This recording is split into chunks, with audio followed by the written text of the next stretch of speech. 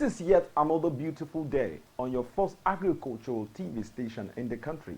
My name remains Joshua Ishaya, and of course, the program also remains Aqua Farming.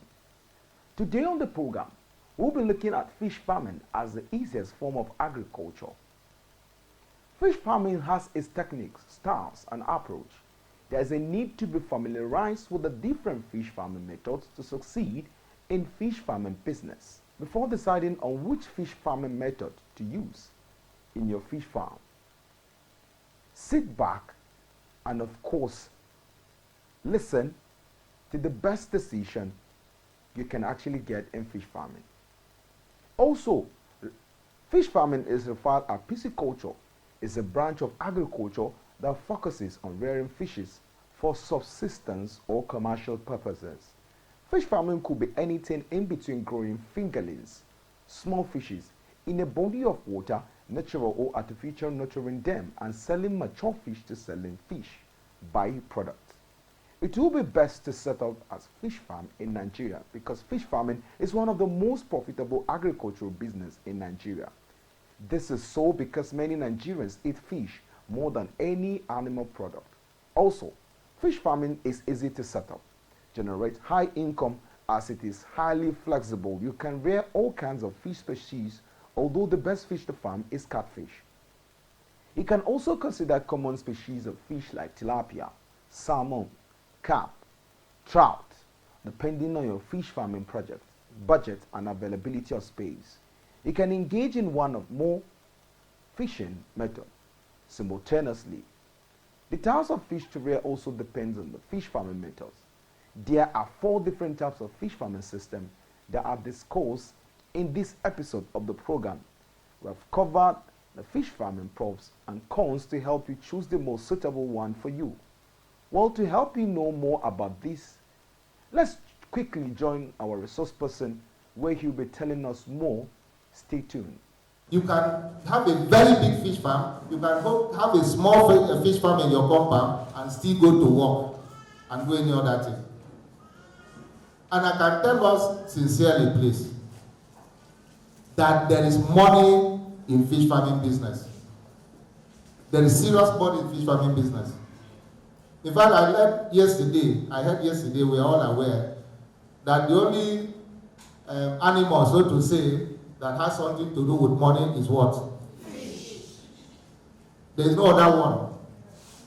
We never heard that there was a time where we have fish come out of poultry, fish come out of cassava, fish come out of whatever is in bed. Money come out of all those things. But we were aware that money came out of fish. So there is so much money in fish business. If we are very serious and if we are very, very particular about it. I said it the last time here, that is because of fish business, fish farming business, that made me to dine and wine with the people of this Nigeria. It's fish business. Some of us, we are aware, some of my friends, they are aware. I've sat with the former president of this country, Chief Obasanjo, because of fish business. All because of what? Fish farming business. So I want us to take it very important and pay attention to it. Develop our mindset to fish farming business. We'll make it. Because that is where the money is. That is the next, oil company that we have in this country. If you go to Ghana, you see a lot of persons. They don't do any other thing, they do fish business. In a small scale, in a larger scale, in whatever scale they feel they can do. So it's something that we should all encourage us to go into it.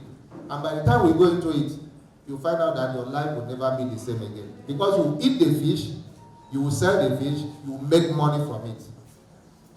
So that is just that for now. I believe that for us, we want to go into the nitty-gritty of fish business, fish farming business. I don't know, some of us that are into fish business that are here. Please don't be shy. It's an interactive session. We need to cooperate together to achieve a goal. And that goal is to making sure that we understand what fish farming is all about. Are we together? Yes. So I don't know how many of us are into fish farming here, please. Don't be shy. I know you. Okay, I have my brother here. I know some of us. Don't be shy. Nothing is wrong. Well, let us start it this way. What is fish farming? Fish farming or aquaculture is the practice of raising fish and other aquatic organisms in a controlled environment, such as ponds, dams, or other type of enclosure. It involves the cultivation of various species of fish for human consumption, animal feed, and commercial purposes. It can be done on land or in water, and it can range from small scale, that's what you do in your compound, in that small space, or to a commercial purpose farm. Fish farming can help to meet the demand for sustainable and environmentally friendly source of protein. What we need in life, most especially, is protein. And what produces and what gives us that protein is fish. Not even meat. We have, some other, mineral that we need in human being. But protein is very, very important for all of us. So fish give us that protein that we need. Now, if for us that are going to go into fish farming business, because I know, like I said, so many of us are going to go into that business. Now, what are the critical factors to consider if you want to go into fish farming business? Fish farming, like any other business, requires special skills and careful planning as it carries its own set of risks. But however, to decide on whether or not to go into this type of business, it's important to consider certain pertinent factors that are crucial to the environmental success of the venture. Now, one, when you want to go into fish farming business, what is the first thing that you need to consider? Space. Now, if you want to go into fish farming business, you have to look at all those factors. One, choosing the right location. You have to choose the right location. You don't just site your fish farm in any location that you think you can site. You have to survey the location you want to site your business. So you get the right location. That location must be accessible. That location must be accessible to you, to your customers, and to even people that may be coming to train, or even the vets that will be coming there to treat your fish. So it has to be accessible. There must be proximity. There must be proximity. Then you have the topography and the soil texture. You must understand, especially those of us that are into earthen pond business. You have to understand the soil, and then the infrastructure. When the infrastructure is there, or you want to create an avenue where you have an infrastructure in a particular place, definitely all these factors must come to play. Then another thing you must consider is the basic source of your water. Because fish is water, and fish is water, water is fish. Without water, you cannot rear fish. So definitely you must look at the basic source of your water, which would have like boreholes. You have like the spring that come out maybe from the river, from the rock, or whatever it is. And then we have the stream, that one that is flowing. There must be that source of water. You must site your fish farm where you have this basic source of your water. Then you have your lights, that is electricity. Electricity is very key in this business. Right now we have PHED, which is not, you know what it is to have PHED installed in your facility. It's very costly, that we know. But you must have that. So you have a PHED or maybe like NEPA light. Possibly you can have your solar, which is very, very reliable, or you have your generator. So, but definitely you must have your source of light in your location. Then you check your drainage system. Where do I drain my water to? Your drainage system. Where will I drain this water to? Because definitely you must change that water. The water of your pond will be changed intermittently. Maybe depending on how the water looks like. So you change it. So you have to look at your drainage system. Where you are siting your farm, is it in a place where you can discharge your water comfortably without problem with your neighbors or without problem with government? So you must consider that before you site your fish farm. Then you look at your security. That place you want to build your farm, like then when we're having farms in Aqua, we understand what used to happen there. So you must look at the security of where you want to site your farm. Is the security comfortable? Are you comfortable with the security there? Is it a place that you can go to the farm and come back at any time of the day? So you must consider all those factors before you site your farm. Now, after that, you now look at knowing your target market. You cannot do any business without knowing what, you are selling these things. When you harvest, you must understand that this fish will grow to maybe like 200, 300 or 400 grams, 1 kg, 2 kg, or as the size you may want to grow it. Where are you selling it to? So you must consider and make your market survey first and know where you are selling these things to. So when you know your target may be the farmers themselves. You may have your WhatsApp group where you post your produce there for customers to come and buy. So definitely, when you want to, open your farm, you must know your target market. That target market, like I said, may be other farmers, your colleague. You cooperate with them. When they don't have, they will buy from you to go and sell, or they direct their customers to come to you. Then you have the middlemen. The middlemen are the people that come to your farm. They have the market, but they don't have a farm. They will definitely come to your farm, buy from you, go to whatever place they want to go and supply, they go and supply there. So you need to have this relationship with them. And then you have the market women. Like these women that sells our fish here at the wet market or whatever place. They are equally there. They buy this small one of about 200 grams, 300 grams. The essence is that they dry them. They dry them and then they sell them. You will never see them buy anything, maybe 1 kg or 900 grams. You wouldn't see them. You will always see them buy 200, 300, 400 grams, because that is the one that moved the market for them. So you relate with them and make sure that you have that good relationship with them. Then you have the off-takers. The off-takers are the people that come and buy in bulk. They can come and clear the entire farm. They'll just come there and take everything and go. So if you have this relationship with them, because they are the people, if your fish is inside the water, maybe you wanted to raise your fish for like, as per your capacity, for like 3-4 months, and then you don't have these buyers, you don't remove them, you continue to feed them, or they come down in weight, because you will not be able to be feeding them again. So definitely you must have this target, the target market. Then you have the local processors. These barbecue people, they are there. They will always be there to buy from you. These people that roast their fish at the roast or the grill, all those people. So definitely you must go and meet them. While you are starting your business, go and meet these people. Tell them you have a farm, you want to open up a new farm, and then you flow from there. Then you have the hotels and the restaurant people. They are equally there.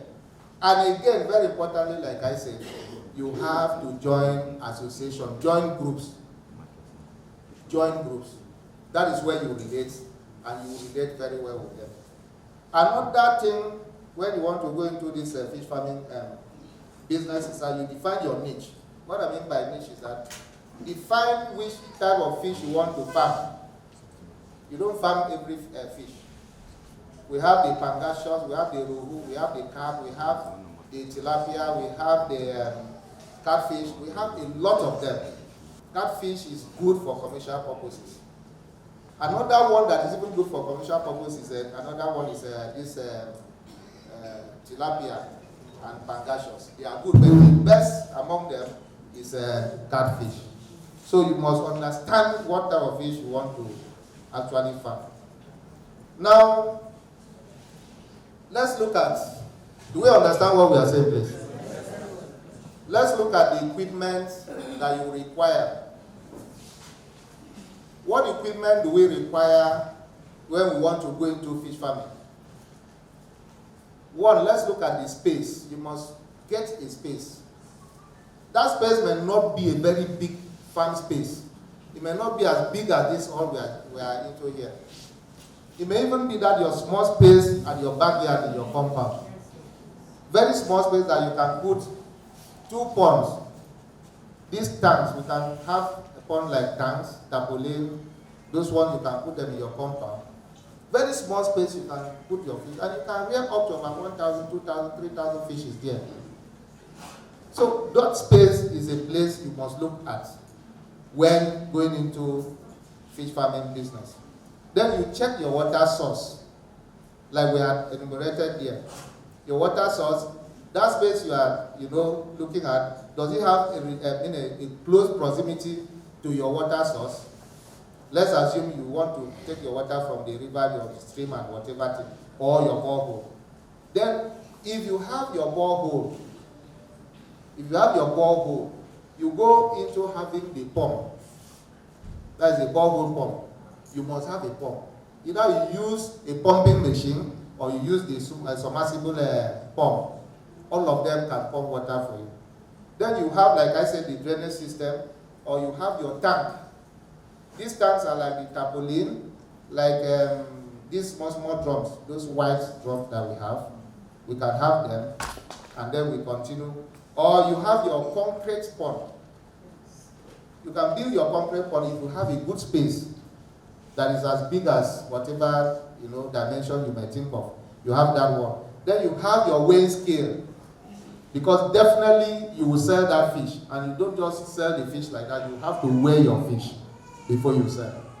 Right now, I believe that every farmer, I think people even in the shop now are trying to use that, a scale to sell their fish, because they are using it to sell meat, they are using it to sell every other thing. So, fish farmer, most importantly, you have your scale to scale your fish before you sell. Then you must have constant power supply, like I mentioned before.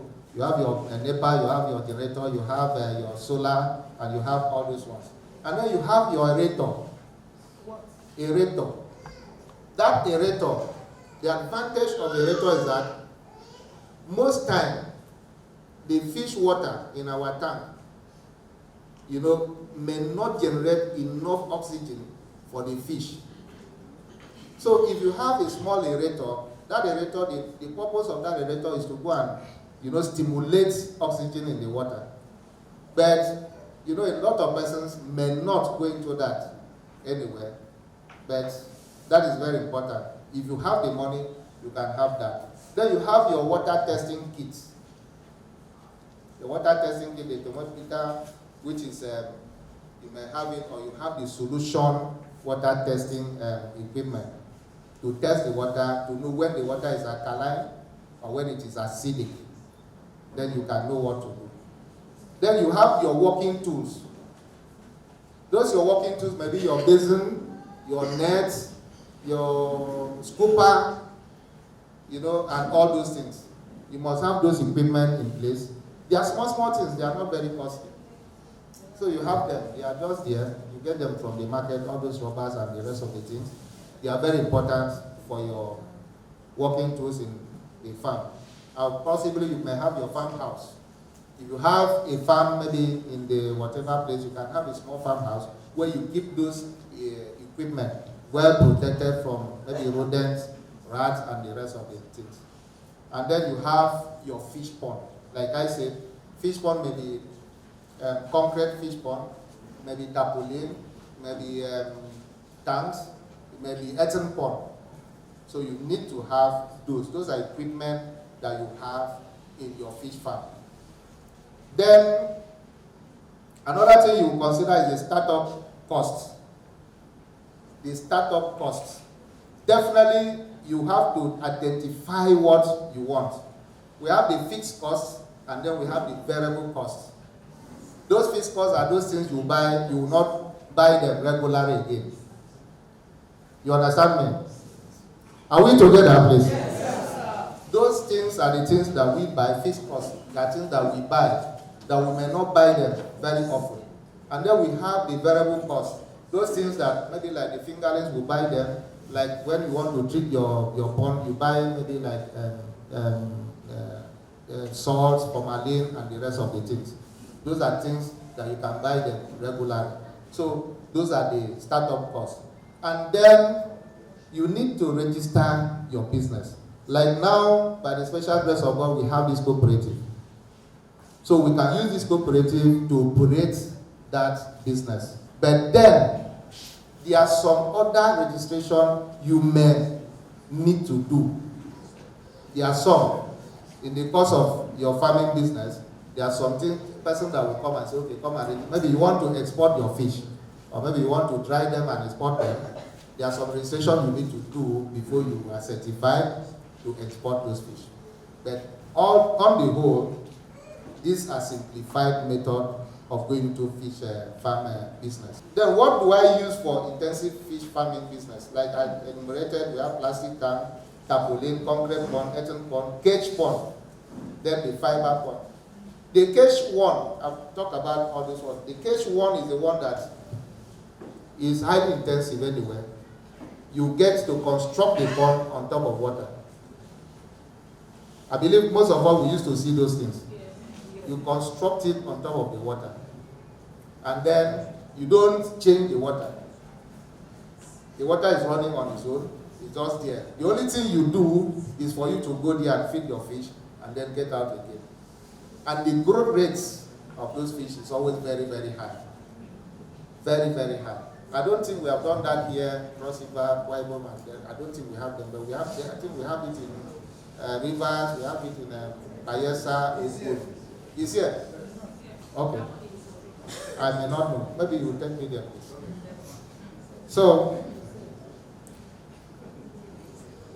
if you set up, after setting up your farm, what do we do again? After the initial setup, where you put all your equipment, everything together, what do we do? Okay, you look for where you can buy your fingerlings or juvenile. That is the next thing you will do. Now, there are many hatcheries where you can buy your high quality fingerlings or juvenile, that is the young fish, to start fish farming.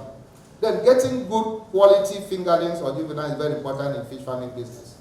Thus, it's very pertinent to buy from a reputable hatcher.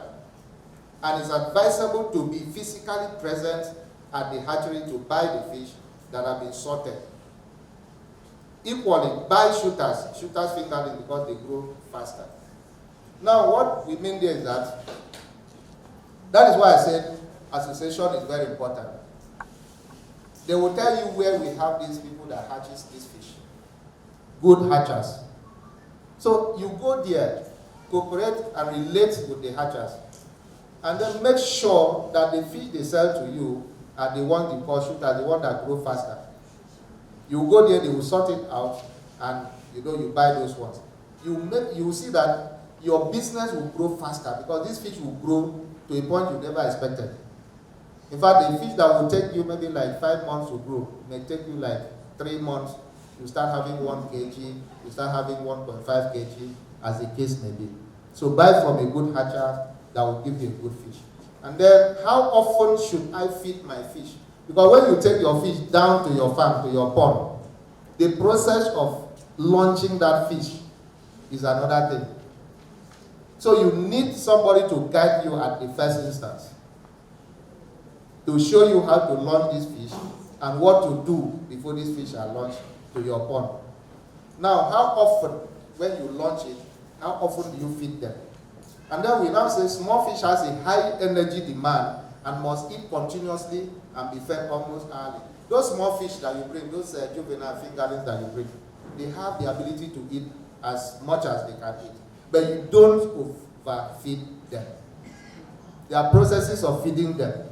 Because if you feed them the way you think, each time you throw feed there, they will come, and now you think they are eating. They will pollute the water, and when they pollute the water, they will start dying because already they will fall sick. So there must be that level of control when you are feeding them.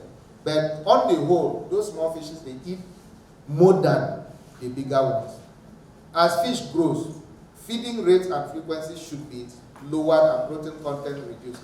You know, that is why we have so many types of fish, feet. We have feet of 1 point something, 0 point something mm. We have them, we have 1 mm, we have 2 mm, we have 3 mm, we have up to 9 or 10 mm, depending on who is producing those feet. So as the fish grows, you reduce, whether you are giving them 1 mm before, as it grows, you give them 2 mm, as it grows 3, until they grow up, where you give them 9 or 10 mm. And that is when, you know, that at that young stage, they will need more of protein. They will need so much of protein feed. But as they grow up, you try to reduce them small.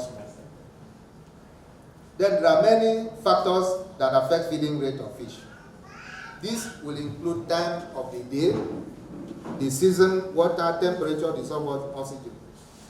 There are things we normally do, that somebody will wake up at any point in time, go out and feed your farm. It's not done that way. If you go when the weather is like what we are having now, you find out that they may not eat well, and it will affect their growth. So you wait when the temperature will rise a little bit. When you feed them within that time, you see them eat very well, and they will grow faster for you. Then how do I store my feed? You know, another thing you will need in your fish farm business is what? Feed. You will go and look for where they sell good feed, not expired feed. And again, you will not go and be buying anything they call feed. This one says, I used to feed my fish with bread. I used to feed with anything I eat, my fish would eat that one. It's a lie. You end up killing that fish, and they will not grow well. Tomorrow you say, my fish now cannot grow. It is you that is the problem. The fish grows very well if you take care of them. It grows very well. So you have to go and look for a good feed. And don't keep your feed, in fact, keep your feed out of direct sunlight. Where you have more sunlight, keep it away from it. But keep it in a cool, dry environment, so that it will not stimulate molds. Molds will definitely kill your fish when you feed your fish with that kind of feed. Without mincing words, the fish farming business is highly lucrative and easy to set up. Fortunately, the different types of fish farming methods allow flexibility in fish position, so whatever your budget is, you will get a suitable fish farm for yourself. In summary, the indoor fish farming system is expensive, yet brings high yielding compared to the affordable, extensive fish farming system with a low output. But the good news is that you can engage in several types of fish farming simultaneously. It depends on your money, capability, and availability and workforce availability. Many thanks for staying through. We'll say good luck with your fish farming business. On behalf of the crew members who made the program possible, my name is Joshua Shah, thanking you for being a part of the program. Bye for now.